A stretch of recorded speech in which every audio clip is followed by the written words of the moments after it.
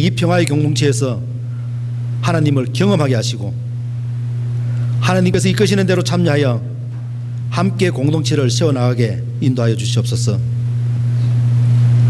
그로 인한 기쁨과 감격과 감사가 우리 가운데 충만하게 하시옵소서. 오늘 예배 후에 있을 공동의회와 각 자치기관의 총회 가운데 함께 하셔서 토의하고 결정되는 모든 안건들을 통해서 공동체가 바로 설 수 있게 인도하시고 함께 참여하고 책임 있게 결정하는 성숙된 지체로서의 사명을 잘 감당할 수 있게 인도하여 주시옵소서. 이 시간 사랑하는 우리의 조국을 위해 간절히 기도드립니다.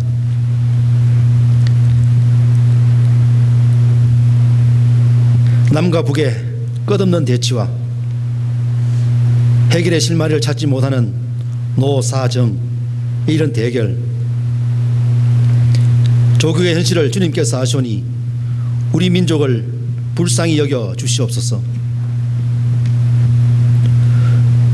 국민들이 정부와 국회와 법원을 신뢰할 수 있는 나라로,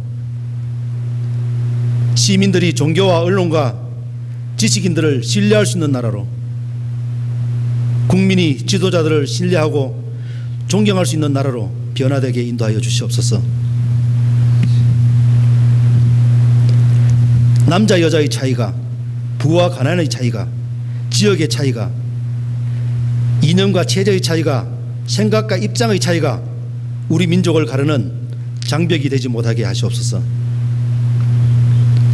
정오하고 비난을 할 이유를 찾기 전에 사랑할 이유를 먼저 찾게 하시고 그 사랑을 조금이나마 실천하게 인도하여 주시옵소서.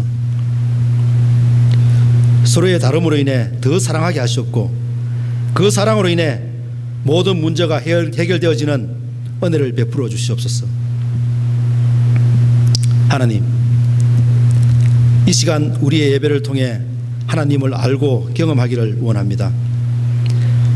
목사님의 말씀을 통해 우리의 귀가 열리게 하시고 찬양을 통해 기쁨을 함께 나누는 감격이 있는 예배로 인도하여 주시옵소서. 오직 주의 은혜로 십자가의 사랑으로 저희들을 세워주사오니 그리스도가 내 안에 살아계심을 확신하고 또한 주의 능력을 믿으며 기대와 소망을 가지고 2014년 새해를 맞이하고자 합니다. 지난 한 해 동안 받은 은혜를 감사하고 아울러 아쉬움과 후회를 되풀이하지 않기 위해 뒤를 돌아보며 회개하는 저희들 에게 인도하여 주시옵소서. 새해에는 그리스도 안에서 부끄럽지 않는 삶을 살겠다는 결단과 기대와 소망을 가지고 2014년을 맞이할 수 있게 인도하시옵소서. 가정과 일터에서도 문제를 해결받고 희망이 넘치는 우리의 모든 지체가 될 수 있게 복 내려 주시옵소서. 예수 그리스도의 이름으로 기도드립니다. 아멘.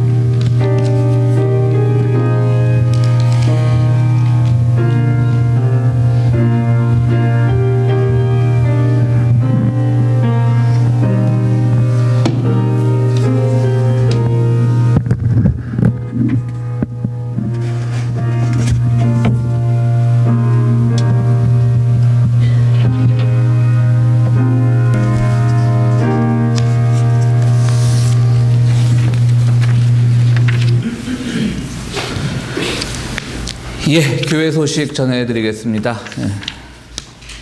예. 오늘 다들 어디 가셨나요? 마지막 주일 되면 평소에 그 교회 잘 안 나오시던 분들도 마지막 주에 이런 데는 오는데 오늘은 우리는 더 많이 평소보다 안 나오신 것 같아요. 다들 여행을 가셨는지 어쨌든 어디에 계시든지 간에 주님의 사랑 함께 하기를 바라고요. 12월 마지막 주일입니다. 늘 여러분들 한 달 동안 우리 교회 기도 제목으로 잘 기도해 주셨으리라고 믿고요. 오늘도 지난 한 해 베풀어 주신 하나님 은혜 감사하는 예배가 되기를 바랍니다. 오늘 우리 내년에 창립 39주년인데요. 기념 예배 및 장로 권사 집사 안수식은 1월 26일 1월 마지막 주일에 예정되어 있습니다. 또 송구 영신 예배 오는 화요일입니다. 오후 11시 30분에 있게 되겠고요. 7시부터 모여서 송년의 기쁨을 함께 나누도록 하겠습니다. 2014년 예산안과 재직 선출을 위한 공동회가 오늘 예배 후에 있게 되겠습니다. 또 점심 식사 후에 자치기관 총회도 하게 되겠습니다. 1월에 생일 맞은 교우들에게 하나님의 은혜가 가득하기를 빌고요. 또 여러분들 보시고 그날 축하해 주시기 부탁을 드립니다. 2014년도 점심 봉사 및 헌화표가 친교실에 있습니다. 여러분들의 많은 봉사를 바랍니다. 우리 또 지난 한 해도 식사당번으로 또 꽃당번으로 수고해 주신 여러분들께 감사를 드리고요. 그래도 한 주도 안 굶으셨잖아요. 그죠? 예배 끝나고 굶은 주간 없이 우리 교인도 얼마 안 되는데 다들 이렇게 봉사 잘 해주셔서 또 내년도 우리 굶지 않도록, 주일에 굶지 않도록 여러분들 많은 협조를 부탁을 드립니다. 오늘 점심은 유철균 김영수 집사님 가정에 준비를 했고요. 오늘 설거지 목회자회가 되겠습니다. 항상 목회자회가 설거지 할 때는 일부러 뭐 국도 만드시고 그러시던데 설거지를 많이 늘리려고 오늘은 그러질 않기를 바라겠습니다. 자, 우리 옆자리에 있는 교우들과 우리 누군지 뭔지 몰라도 오늘은 무조건 지난 한 해 감사했습니다라고 인사하겠습니다. 그냥 단서 없이 앞뒤자리하고 지난 한 해 감사했습니다.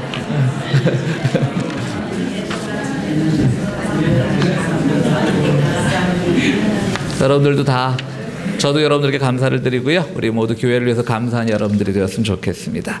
우리 오늘 같이 예배드린 교우들 계십니다. 오늘 잠깐 자리에 일어나 주시겠어요? 아직 제가 그 등록표를 받지 못해 성함은 잘 모르겠는데요. 우리 부부와 실방 큰 박수로 환영하시겠습니다. 예, 감사합니다.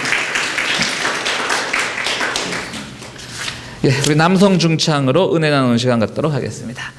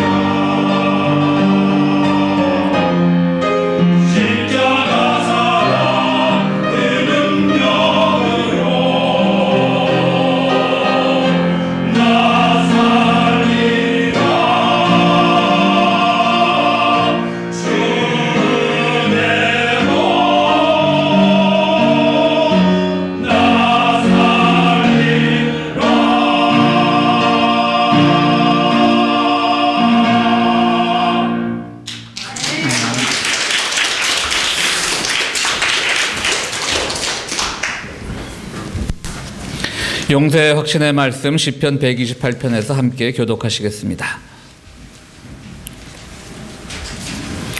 주님을 경외하며 주님의 명예에 따라 사는 사람은 그 어느 누구나 복을 받는다.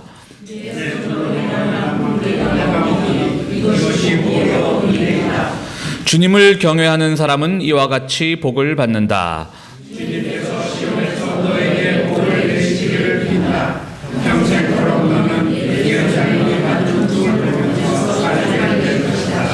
아멘. 구원의 확신의 말씀 신약성경 고린도전서 3장 1절에서 15절까지 말씀 제가 봉독하겠습니다.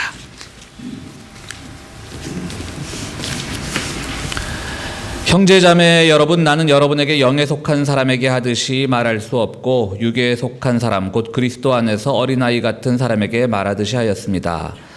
나는 여러분에게 젖을 먹였을 뿐 단단한 음식을 먹이지 않았습니다. 그때는 여러분이 단단한 음식을 감당할 수 없었습니다. 사실 지금도 여러분은 그것을 감당할 수 없습니다. 여러분은 아직도 육에 속한 사람들입니다. 여러분들 가운데서 시기와 싸움이 있으니 여러분은 육에 속한 사람이고 인간의 방식대로 살고 있는 것이 아닙니까? 어떤 사람은 나는 바울 편이다 하고 또 다른 사람은 나는 아볼로 편이다 한다니 여러분은 육에 속한 사람이 아니고 무엇이겠습니까? 그렇다면 아볼로는 무엇이고 바울은 무엇입니까? 아볼로와 나는 여러분을 믿게 한 일꾼들이며 주님께서 우리에게 각각 맡겨주신 대로 일하였을 뿐입니다. 나는 심고 아볼로는 물을 주었습니다. 그러나 하나님께서 자라게 하셨습니다. 그러므로 심는 사람이나 물 주는 사람은 아무것도 아니요 자라게 하시는 분은 하나님이십니다. 심는 사람과 물 주는 사람은 하나이며 그들은 각각 수고한 만큼 자기의 싹을 받을 것입니다. 우리는 하나님의 동역자요 여러분은 하나님의 밭이며 하나님의 건물입니다. 나는 하나님께서 나에게 주신 은혜를 따라 지혜로운 건축자와 같이 기초를 놓았습니다.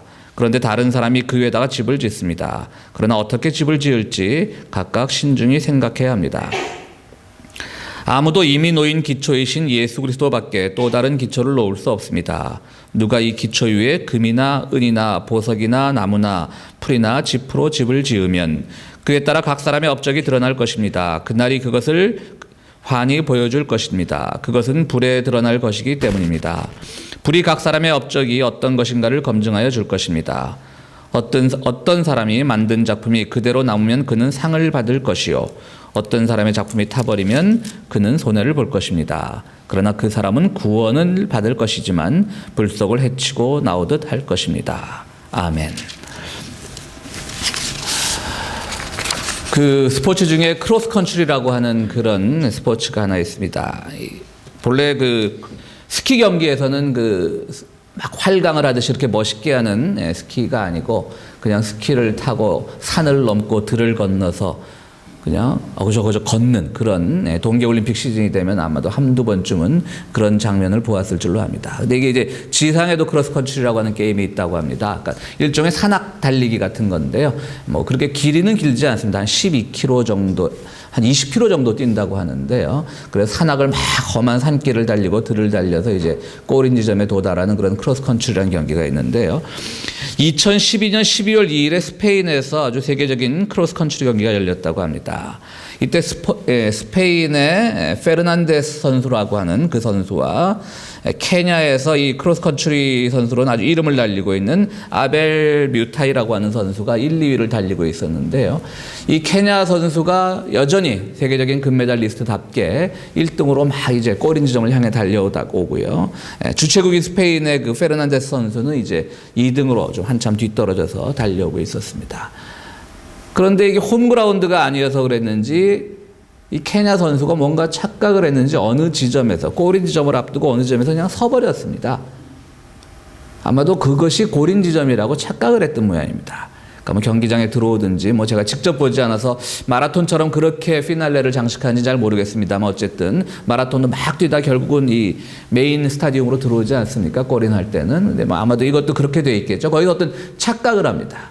그래서 그 자리에 서버렸습니다. 1등을 하는 케냐 선수가. 그 2등을 하던 선수가 그 틈을 놓치지 않고 이 홈그라운드의 스페인 선수가 추월을 했습니다. 그런데 꼬린 지점을 앞두고 이 선수도 서버렸습니다. 그러더니 이 선수가 저 뒤에 서 있는 그때 허겁지겁 달려오던 그 케냐 선수에게 빨리 오라고 손짓을 했습니다. 그리고 케냐 선수를 1등으로 들어가게 했습니다. 굉장히 아름다운 장면이지 않습니까? 그래서 당시 그 스페인 신문을 비롯해서 세계 모든 신문에 보도가 됐었는데요. 그러니까 케냐 선수는 1등으로 막 달려오다가 자기 나라가 아니니까 뭔가 착각을 해서 이곳이 골인 지점이라고 딱 멈췄으니까 그 순간 이때다 내가 역전할 수 있는 마지막 기회다라고 해서 쫓아가던 스페인 선수가 추월을 했던 거예요. 근데 이 선수도 참 대단한 것 같아요. 막 추월하다 보니까 이거는 정정당당한 경기가 아니라는 거죠.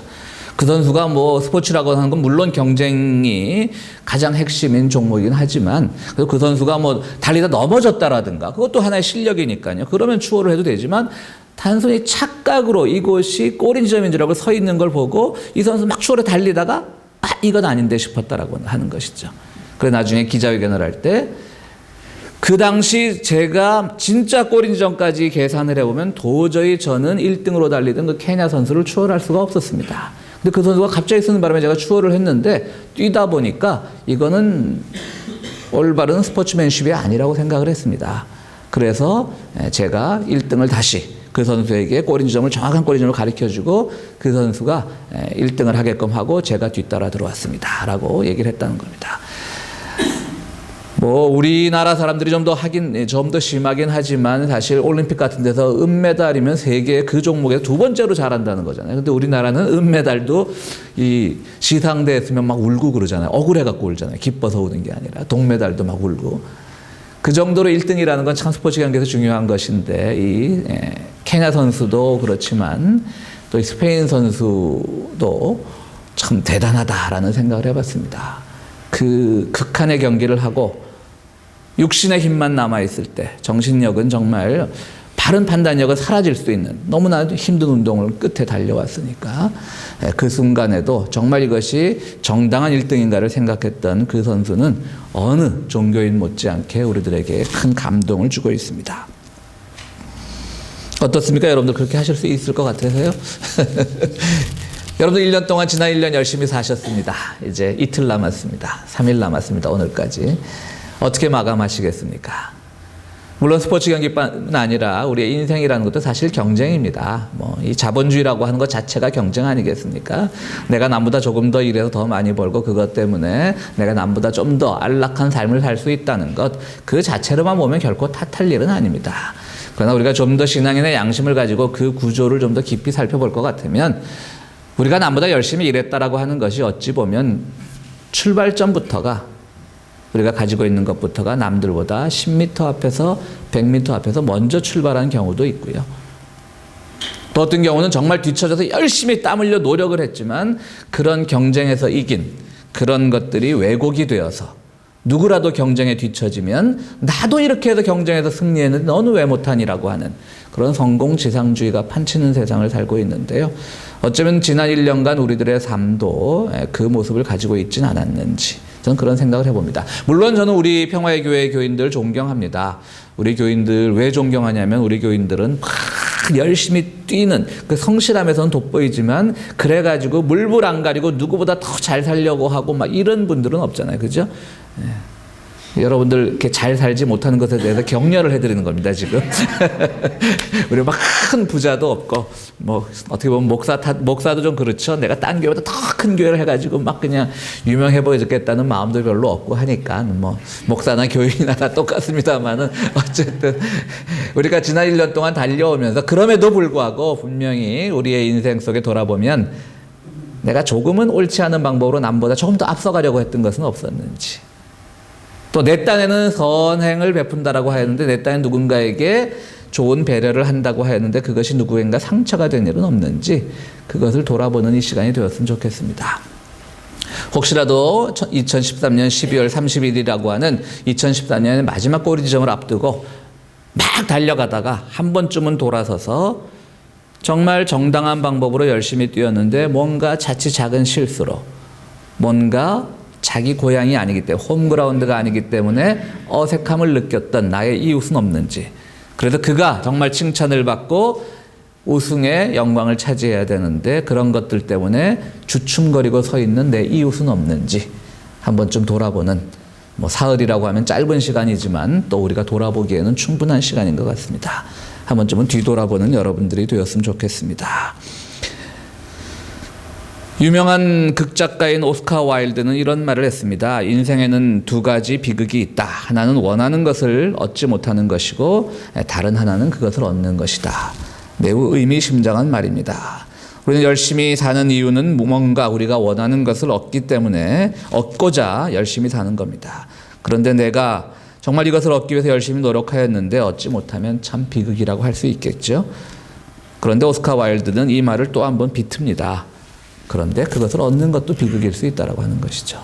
정말 내가 뭔가를 막 얻으려고 했는데 그것을 얻고 났을 때 오는 그런 허탈함 같은 것들, 그리고 그 내가 얻고자 그렇게 땀 흘리고 피 흘리고 눈물 흘리고 노력했던 것이 정말 내 인생에 도움이 되는 것들이었는가?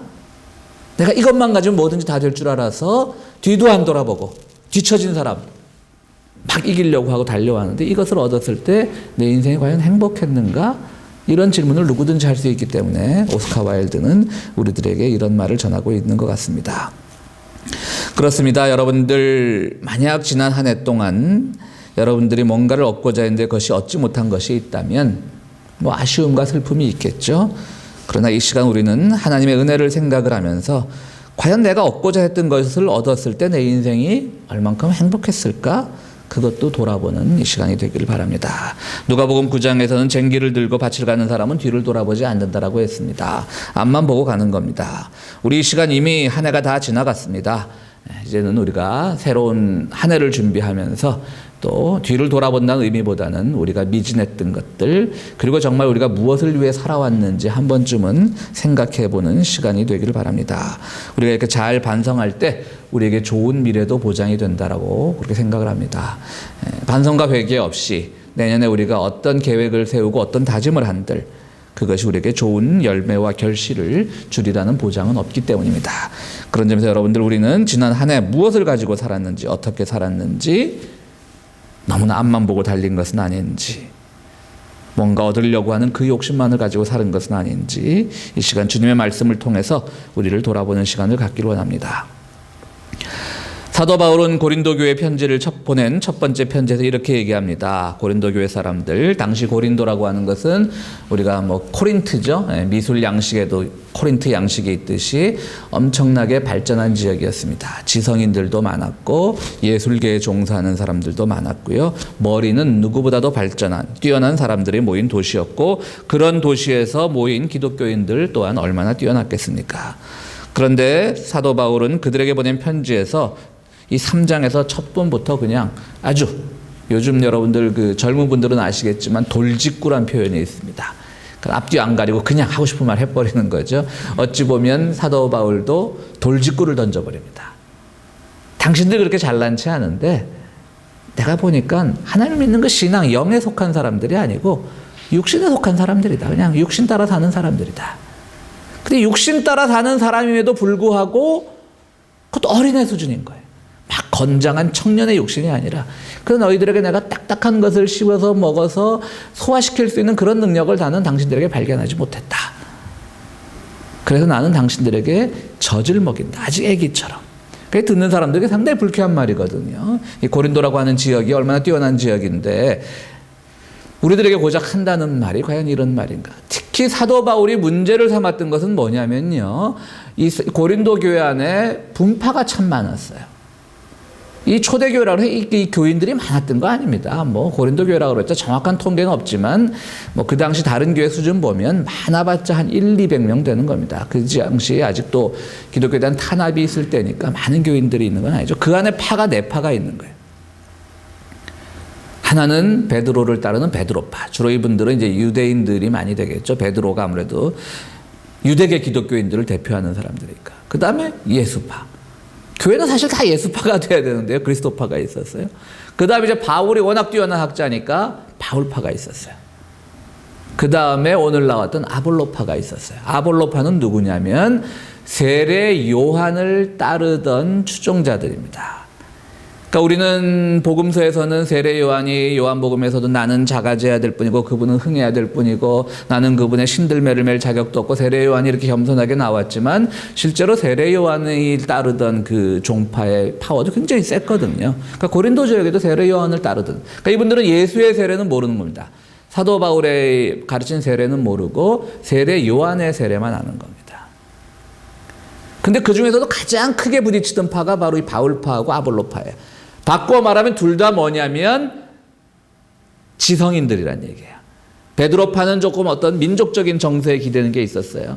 그러니까 우리 유대인, 그래도 예수님은 유대인을 위해서 온 것이겠지. 세계 구원이니 우리는 아직 이런 관심 없다. 뭐 이런 쪽이겠죠. 아무래도 좀 이렇게 뭐 지역적인 정서가 있는 사람들이었을 거고요. 그리스도파는 이제 사도 바울이 가르쳐줬던 오직 믿음 뭐 이런 걸로 이제 그리스도를 하나님과 같이 삼위일체로 보는 그런 파였지만요. 바울파와 아볼로파는 뭔가 지성적으로 연구하는 거예요. 바울이 가르치고자 했던 것이 무엇이었을까? 그리고 세례 요한이 가르치고자 하는 것이 무엇이었을까? 그러니까 두 파가 아주 예민하게 대립을 하는 거예요. 그러니까 얼마나 머리는 또 큰 사람들이었겠어요. 그런데 사도 바울은 이들을 향해서 자기를 따르는 바울파라고 해도 자기가 좋아하지 않아요, 결코. 왜 싸우느냐? 그것이 당신들이 육에 속한 증거라고 하는 것이죠. 그래서 사도 바울은 얘기합니다. 나는 심었고 아볼로는 물을 주었고 오직 자라게 하신 분은 하나님이십니다. 라고 이렇게 그것을 깨닫는 사람이 영에 속한 사람이라고 하는 것이죠. 근데 왜 그걸 깨닫지 못하냐라고 하는 것이죠. 그렇습니다. 우리가 지난 한 해를 돌아보면서 고린도 교회, 초대교회, 사도 바울의 직접적인 가르침을 받았던 그 교인들에게도 너희들은 영에 속한 사람이 아니라 육에 속한 사람이라고 말했는데 과연 오늘 우리는 과감하게 영에 속한 사람이라고 말할 수 있는지. 그러나 동시에 우리는 영에 속한 사람이 되어야 되는 겁니다. 사소한 차이 이런 것들 때문에 우리가 무슨 파니 이런 것을 하는 것이 아니고요. 또 우리의 삶 속에서 분명히 우리가 생각하고 지향하는 점은 다를 수 있지만 그 모든 것을 어우르는 분은 하나님이라고 하는 그런 신앙 고백을 하는 것이야말로 우리가 영에 속한 사람으로 살아가는 증거인 겁니다. 바꿔 말하면 육에 속한 사람은 어떤 사람이냐? 내 눈에 보이는 것들만 추구하는 삶을 살았다면 그것은 육에 속한 사람입니다. 영에 속한 사람은 보이지 않는 것까지도 함께 생각하면서 그 안에서 하나님의 은혜를 생각하는 그런 삶을 사는 사람이 바로 영에 속한 사람입니다. 말씀드렸듯이 여러분들은 지난 한 해 참 열심히 사셨을 것입니다. 세상의 기준으로 말하면 경제가 어렵다라고 하는 이때에 우리의 일터들 늘 우리의 삶을 유지하기에 빠듯한 그런 삶을 살았던 것을 저는 잘 압니다. 참 열심히 살았습니다. 하나님께서 우리들에게 주신 그 모든 삶의 현장에서 우리가 땀 흘리고 노력했던 것들 분명히 칭찬받아 마땅합니다. 그러나 정말 영에 속한 사람이라면 나는 심었고 또 내 노력은 물을 주는 역할을 했을지 몰라도 그 모든 것은 하나님이 하신 거라고 하는 그런 믿음을 가질 때 우리는 진정으로 영에 속한 사람이 될 수가 있는 겁니다. 왜 바울파와 아볼로파가 그렇게 싸웠겠습니까?